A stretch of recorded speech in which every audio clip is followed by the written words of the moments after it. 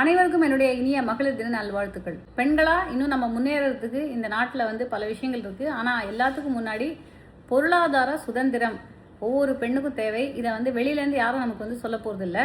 ஆனால் நல்லா யோசிச்சு பாருங்கள், பொருளாதார சுதந்திரம் இருந்தாலே மற்ற பல விஷயங்களை, நம்மளுடைய தேவைகளை நாமே பூர்த்தி செஞ்சுக்க முடியும். நமக்கான சுயமரியாதையை நாம் மீட்டெடுக்க முடியும். அதனால் ஒர்க் டுவர்ட்ஸ் ஃபினான்ஷியல் ஃப்ரீடம். உங்களுடைய உழைப்புக்கான ஊதியத்தை டிமாண்ட் பண்ணுங்க, அடித்து வாங்குங்க. அந்த விஷயத்தில் மட்டும் தயவுதாட்சணியம் பார்க்காதீங்க, ஒரு ஆண் போல சிந்திங்க.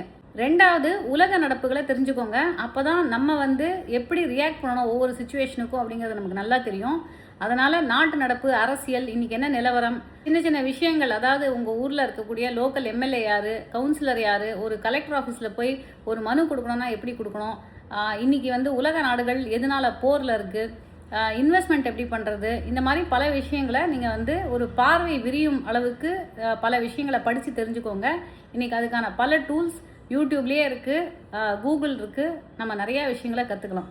ஏதாவது ஒரு வேலையில் நீங்கள் இருக்கும் பொழுது ஆட்சி அதிகாரத்தில் பங்கு கேளுங்க. அதாவது இந்த டிசிஷன் மேக்கிங் ப்ராசஸ், எங்கெல்லாம் டிசிஷன் மேக்கிங் நடக்குதோ அந்த இடத்துல நானும் இருப்பேன் அப்படின்னு கிளைம் யோர் ஸ்பேஸ்.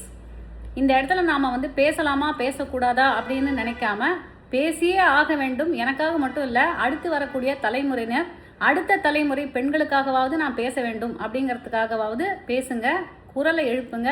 எந்த நேரத்துலையும் உங்கள் குரலை மங்க விடாதீங்க. So here's wishing every woman out there very very happy women's day and have a great day.